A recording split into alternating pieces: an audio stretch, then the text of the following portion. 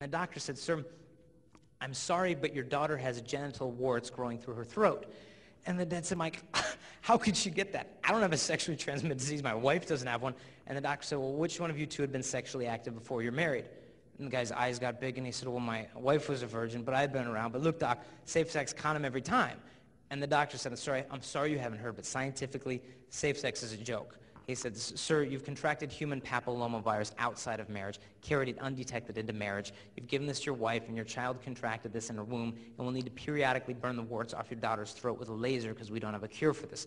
I'm sorry, sir, and your wife needs to start getting pap smears every year to make sure this doesn't develop in a bad way for her." And the guy sat there, and he was like, "How come no one told me this? How come everyone just told me safe sex? How many people have this? How many people have it?" This is a journal of gynecology, the British Journal of Obstetrics and Gynecology. They just did a study of about 17-year-old girls who've only slept with one guy so far. They found out of the 242 women who'd only had one sexual partner, we found that the risk of acquiring cervical human papillomavirus infection was 46%. Meaning nearly half of the girls who'd only had one sexual partner at the age of 17 already had HPV. The good news is the majority of people get it end up being fine. It doesn't cause them any trouble. It usually goes away on its own. But it's so rampant now, it's causing some huge problems like cervical cancer. Why don't they want to tell you about it? Reasons like this. Cosmopolitan magazine, all right? If your girls are not familiar with Cosmo, I actually think that this is a great instruction manual on how to get used by a guy. All right, so all you do is you subscribe, you get used in like 3 weeks. It's really quick. It's great. And some girls will say, "Oh, that's not true. They got great makeup tips." I'm sure they do. Check out what it says on the cover. "Pick him up tips from the editors of Maxim magazine, that runs an article on how to cheat on your wife so she and the kids won't find out." You're learning how to pick up these guys. And then it says, "and more no-brainer lines." No-brainer lines. You want them to think you're smart, and you start off meeting with a no-brainer line. This stuff is a joke. It says here, "Gynecologist news your doctor's too wimpy to tell you." So you're like, okay, more eternal wisdom from Cosmo. Open it up, and it says here, "Dear teenage girls, to make sure you don't get a virus during sex." First, it doesn't give you the option of abstinence if you're worth waiting for. Then it says, "Examine the condom tip for tiny holes before sex to make sure that no viruses will sneak through during sex." Thank you. They sort of skipped out the fact condoms useless in preventing HPV. They sort of skipped out the fact that you can get every STD virtually now by means of oral sex. Why didn't they tell you that? Because 10 pages later, they recommend you give your boyfriend oral sex so he likes you more. This stuff is an absolute joke. Why doesn't anyone else talk about it? Well, this I just got off Planned Parenthood's website for teens. It says, "Sexuality relationship info you can trust from Planned Parenthood." And here it comes. Quote, "Condoms can be an exciting part of sexual relationships." It used to be like falling in love, candlelight dinners. Now it's condoms, so romance is always alive and well with Planned Parenthood. And it says here, it says if you act responsibly and use protection every time, you can have a fulfilling sex life no matter what infection you may have. Thanks, but no thanks. I mean, protection? What kind of joke is this? There's a huge billboard in San Diego near the beach where I surf at called Pacific Beach. And a billboard, all these guys on it, and it said, "Protect yourself, protect your partner, protect your community, wear a condom." Like you're a patriot or something. "Protect the community with my condom."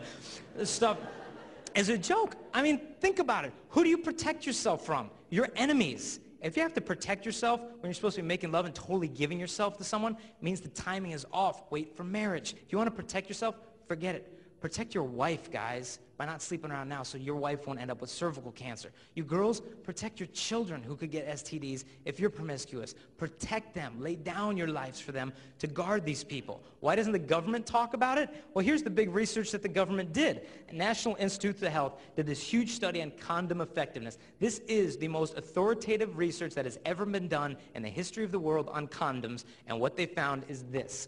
For men, they said for men, we do not have sufficient scientific evidence to prove that the condom can protect men from 6 of 8 of some of the most common STDs, and we do not have sufficient scientific evidence to prove that the condom can protect women from 7 of 8 of some of the most common STDs. I read this, then I read it again. I'm like, how come they're teaching safe sex? I found in a little footnote in it. It said, if you want to get the audio tapes of this conference, send us $200 and we'll give them to you. So I said, fine. I cut a check for $200, mailed it to DC, and in the mail came 20 hours of audio tapes. I started listening to them 14 hours into it, I found what I was looking for. They had this conference, about 30 doctors, gynecologists on stage, and a huge crowd of people. And you could ask them questions. One lady gets up in the back, and she says, "Doctors, shouldn't we tell teenagers about HPV?"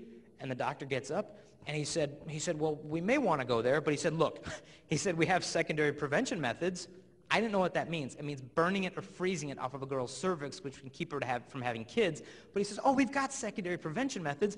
And then he said, "Look," he said, "if you told teenagers about HPV," he said, "it would cause an epidemic of panic, fear, and anxiety amongst young people who are just starting their sexual careers." Ha, ha, ha. And all the doctors laughed. Our sexual careers, like we're budding prostitutes or something. You talk about an insult to your dignity, no self-control. I will tell you no self-control. I bought Kristalina for her birthday a Chihuahua, right? One of these little glorified rat dogs. And, you know, this little fur-bearing cockroach is like running all over the place.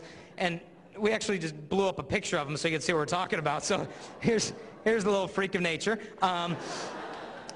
And, you know, the little guy here recently hit puberty, okay, when the dogs are in heat, and he's incapable of abstinence. I even gave him a chastity talk. It didn't go so well.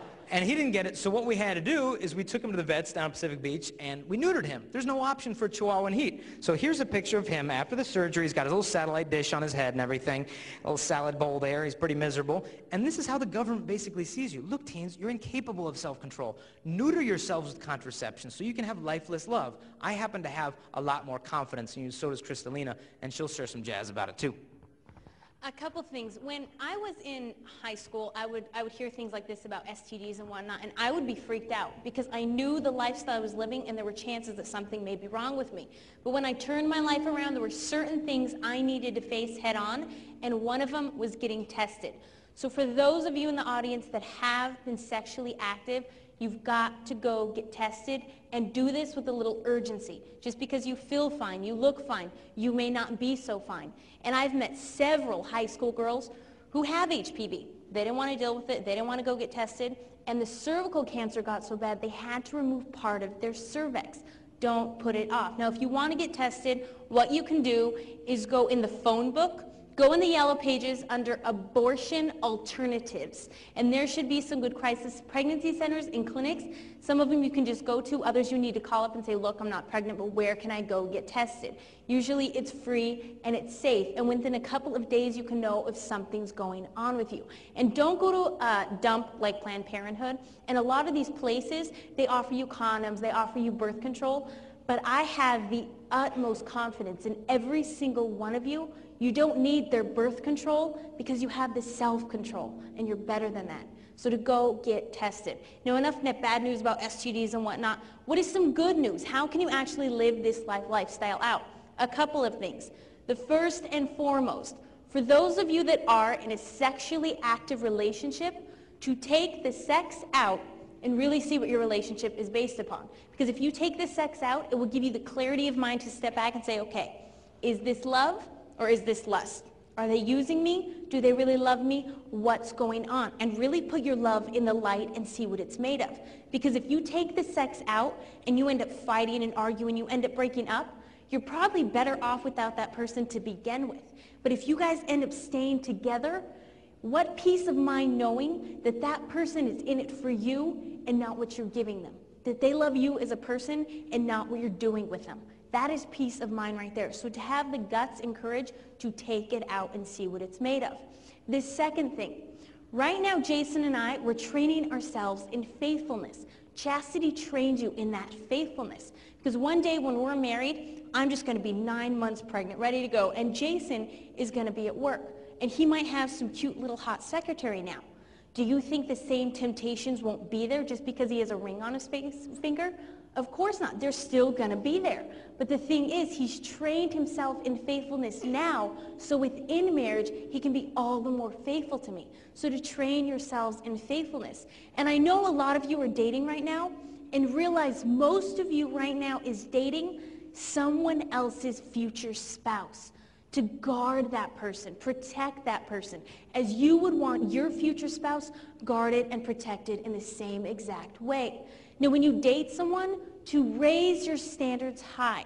And I know a lot of people say raise your standards high. When I say that, Never have to lower yourself to date anyone. And I know a lot of people do that. And you know when you do that. But to keep